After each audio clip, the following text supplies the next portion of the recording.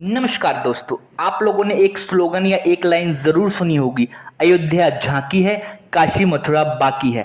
इस एक स्लोगन या इस एक लाइन से आपको काफी कुछ समझ में आ जाता है। जैसे कि आप लोगों को पता है, अयोध्या का राम मंदिर विवाद कितने सालों से चल रहा था, लेकिन एंड में 2019 में किसी तरीके से ये सॉल्व हुआ।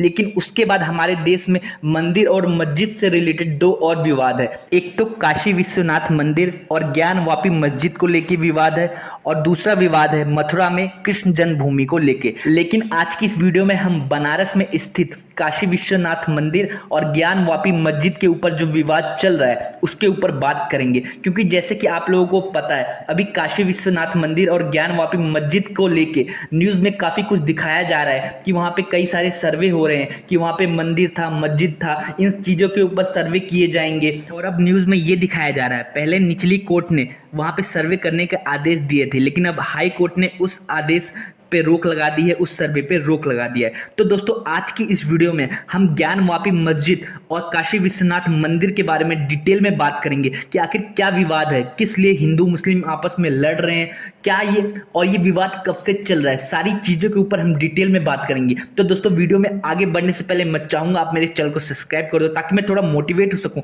आप लोगों के लिए और भी अच्छी अच्छी बेहतरीन वीडियो बनाने के लिए। तो दोस्तों, वीडियो में आगे बढ़ते हैं। तो दोस्तों, जैसे कि आप लोगों को पता है कि हमारे देश में जितने भी मंदिर, मस्जिद या दूसरी जो हमारी ऐतिहासिक धरोहरें हैं वो कब बनी, कब डिस्ट्रॉय हुई, ये सारी चीजों के बारे में, इन सारी चीजों के बारे में हमें हमारे इतिहासकार जो लिख के गए हैं या जो उन्होंने बताया है उन्हीं से ही हमें पता चलता है। और इन सारी चीजों का कोई पुख्ता सबूत नहीं है, उन्हीं सारी चीजों को जो इतिहासकार लिख के गए हैं उनको ही हम सबूत के रूप में मानते हैं। लेकिन जो ऐतिहासिक धरोहर 200 साल, 300 साल या 400 साल पुराने हैं, उनका कोई पुख्ता रिकॉर्ड नहीं मिलता। उनके निर्माण की तारीख का अंदाजा एक सर्वे से पता चलता है। जैसे कि हमारे देश में पुरातत्व विभाग है, मतलब जो पुरानी चीजों की जांच करते हैं, उनके पास कुछ टेक्नोलॉजी होती है जिसके थ्रू वो पता लगाते हैं कि ये मंदिर, मस्जिद या कोई इमारत कितने साल पुराना हो सकता है। तो उसी चीज से वो अंदाजा लगाते हैं। तो दोस्तों, मैंने जो भी इतनी सारी चीजें बताई हैं, आपको उससे एक आइडिया लग गया होगा कि जो भी 1000, 2000, 3000 साल पुरानी इमारतें हैं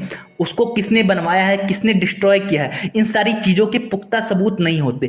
तो दोस्तों, अब हम ये बात कर लेते हैं कि जो ज्ञानवापी मस्जिद या काशी विश्वनाथ मंदिर है, इसको किसने बनवाया था या इसका क्या इतिहास है। तो दोस्तों, ज्ञानवापी मस्जिद और काशी विश्वनाथ मंदिर उत्तर प्रदेश के बनारस में काशी में स्थित है। और जो ज्ञानवापी मस्जिद है और काशी विश्वनाथ मंदिर है वो बहुत करीब है, मतलब कि आप समझ सकते हो बिल्कुल एक दूसरे से चिपके हुए हैं, सटे हुए हैं। तो इससे एक ये अंदाजा लगाया जाता है कि जो ज्ञानवापी मस्जिद है वो काशी विश्वनाथ मंदिर का ही एक पार्ट है, उसको बाद में मस्जिद बनाया गया है उस एरिया को। तो दोस्तों, ज्ञानवापी मस्जिद और काशी विश्वनाथ मंदिर का विवाद ये अंग्रेजों के ही टाइम से चला आ रहा है। उस टाइम भी हमारे हिंदू भाइयों ने अंग्रेजों के कोर्ट के सामने ये अपील करी थी, वहां पे जो मस्जिद है उसको तोड़वा दिया जाए या फिर उस मस्जिद में हिंदू रीति रिवाजों से पूजा करने के आदेश दिए जाएं। लेकिन उस टाइम जो अंग्रेजों की कोर्ट थी उसने इस अपील को खारिज कर दिया और इस पे ज्यादा ध्यान नहीं दिया।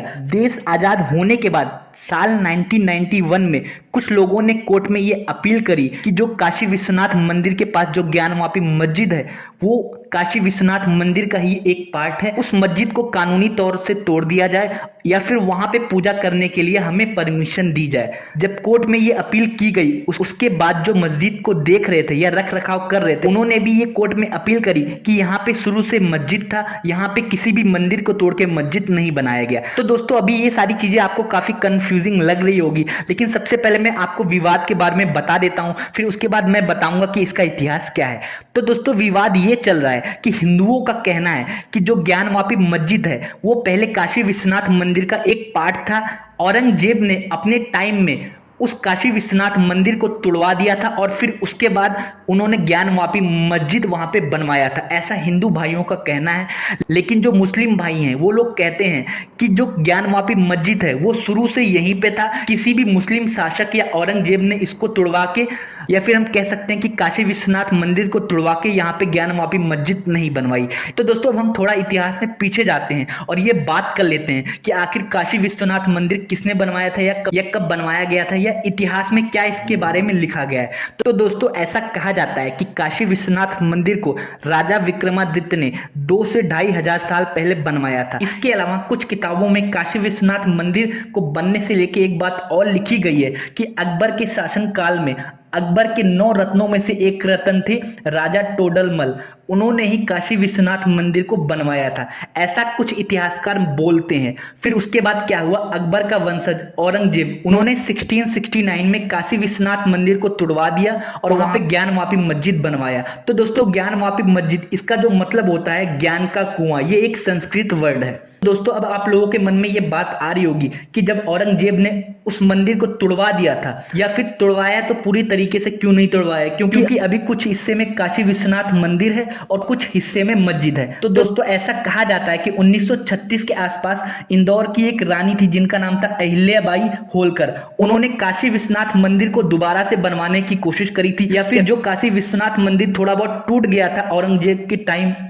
के टाइम में, उसको रिकंस्ट्रक्ट करवाया था अहिल्याबाई होलकर ने, ऐसा इतिहास में लिखा गया है। तो दोस्तों जैसे कि मैंने आपको पहले ही बता दिया है कि अंग्रेजों के टाइम में भी इस मंदिर मस्जिद के ऊपर विवाद हुआ था। फिर इसके बाद 1991 में भी एक पिटीशन या कोर्ट में एक अपील की गई कि यहाँ पे मस्जिद को हटा दिया जाए और दोबारा मंदिर बनवाया जाए, या फिर मस्जिद के अंदर पूजा करने की अनुमति दे दी जाए। लेकिन उस टाइम कोर्ट ने इस चीज़ को खारिज कर दिया और इस चीज़ पे स्टे लगा दिया, मतलब कि इस पर कोई फैसला नहीं दिया गया।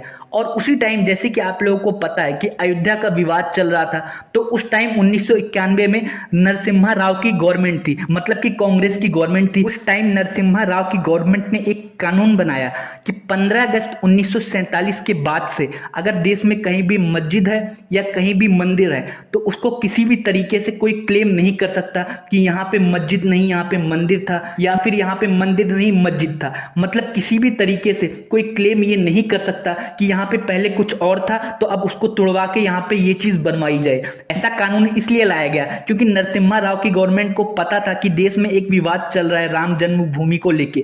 अगर देश में ऐसे लोग अपील करते रहेंगे कि यहाँ पे इस मस्जिद को तोड़वा के मंदिर बनवा दो, या कुछ लोग बोलेंगे कि मंदिर को तोड़वा के मस्जिद बनवा दो, तो देश इसी चीजों में उलझा रहेगा और आगे तरक्की नहीं कर पाएगा। और साथ में उस कानून में यह भी दिया गया था, क्योंकि अयोध्या का मामला पहले ही शुरू हो गया था इस कानून के बनने से पहले, इसलिए अयोध्या के मामले को इस कानून में नहीं जोड़ा गया।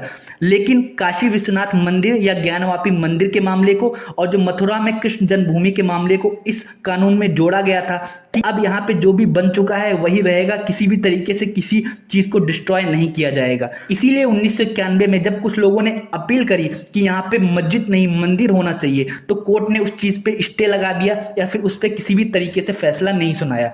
तो दोस्तों अब आप लोगों के मन में ये बात आ रही होगी कि जब 1991 में ये कानून बन चुका है कि कहीं भी कोई मस्जिद नहीं तोड़ी जाएगी, ना कोई मंदिर तोड़ा जाएगा, तो आखिर फिर कोर्ट ये सर्वे क्यों करवा रहा है कि वहां। तो दोस्तों ये मामला शुरू होता है 17 अगस्त 2021 को, जब दिल्ली शहर की 5 महिलाओं ने कोर्ट में ये अपील करी कि उनको ज्ञानवापी मस्जिद के अंदर पूजा करने की अनुमति दी जाए, क्योंकि उस मस्जिद के आसपास या वहां के जो मस्जिद का जो परिसर है वहां पे हमारे हिंदू देवी देवताओं की कुछ तस्वीरें हैं, माता गौरी की एक मूर्ति है, तो उनकी पूजा करने की अनुमति दी जाए। लेकिन फिर वहां के जो ट्रस्टी लोग थे मस्जिद के, उन्होंने बोला कि ऐसी अनुमति नहीं देनी चाहिए, क्योंकि 1991 के कानून के अनुसार किसी भी मंदिर या मस्जिद को छेड़ा नहीं जा सकता।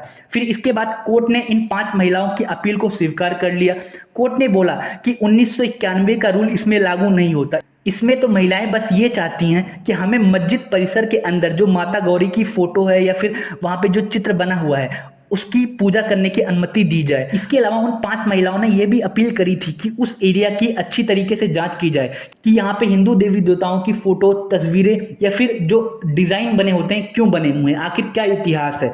इसके अलावा जब मस्जिद परिसर की जांच हुई, जहाँ पे मतलब मुस्लिम लोग नमाज पढ़ने से पहले हाथ पैर को धोते हैं, वहां पे उस एरिया की जब जांच हुई तो वहां पे एक शिवलिंग मिला। ऐसा हिंदू लोग दावा करते हैं, इस बात की मैं कोई पुष्टि नहीं करता, ऐसा हिंदू लोग दावा करते हैं कि वहां पे एक शिवलिंग मिला। उसके बाद कोर्ट ने उस एरिया को सील कर दिया और बोला कि इस चीज को सुरक्षित रखा जाए और बाद में इस चीज की जांच होगी, उसके बाद से उस एरिया को सील कर दिया गया। और फिर उसके बाद मुस्लिम पक्ष के लोग वो हाई कोर्ट में गए, उन्होंने बोला कि जो ये सर्वे या जांच हो रहा है इस पे रोक लगाई जाए। तो हाई कोर्ट ने कुछ टाइम के लिए उस जांच और उस सर्वे पे रोक लगा दी थी। तो दोस्तों अब हम ये बात कर लेते हैं कि आखिर कुछ दिन पहले से ही ये दोबारा सर्वे कैसे शुरू हो गया। तो दोस्तों जो हाई कोर्ट ने इस सर्वे पे रोक लगाई थी उसकी अवधि पूरी हो गई थी। उसके बाद हिंदू पक्ष के लोगों ने दोबारा लोअर कोर्ट में इस चीज की अपील करी कि दोबारा उस जांच को शुरू किया जाए। इसलिए दोबारा ये मामला न्यूज में आया और दोबारा पुरातत्व विभाग के लोग वहां पे जांच करने के लिए गए। लेकिन इस बार जो जांच थी वो जो शिवलिंग का एरिया है जहां पे शिवलिंग मिला गया था, ऐसा जो हिंदू लोग दावा करते हैं, उस एरिया को छोड़ के बाकी जगहों पे जांच शुरू की गई। लेकिन ये जांच कुछ घंटों तक ही चली। इसके बाद दोबारा हाईकोर्ट ने इस चीज पे दोबारा रोक लगा दी है कि फिलहाल 2-3 दिन के लिए वहां पे जांच ना की जाए। तो दोस्तों उम्मीद करता हूं आपको ये सारी चीज समझ आई। अगर आपके मन में इससे रिलेटेड कोई क्वेश्चन है तो आप नीचे कमेंट कर सकते हैं। जाने से पहले मैं चाहूंगा अपने इस चैनल को सब्सक्राइब कर दो ताकि मैं थोड़ा मोटिवेट हो सकूं आप लोगों के लिए और भी अच्छी और बेहतरीन वीडियो बनाने के लिए। वीडियो देखने के लिए आपका बहुत बहुत शुक्रिया।